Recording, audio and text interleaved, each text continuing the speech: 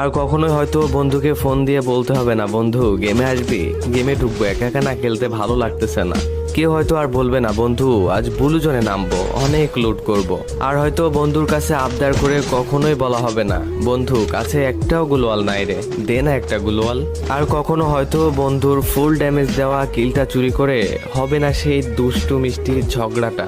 সারা ম্যাচে একটাও কিল না পেয়ে বন্ধুর কাছে আর আবদার করে বলতে হবে না, বন্ধু সামনের এনিমিটা কিন্তু আমার, তুই কিন্তু মারবি না, মারলে কিন্তু তোর খবর আছে।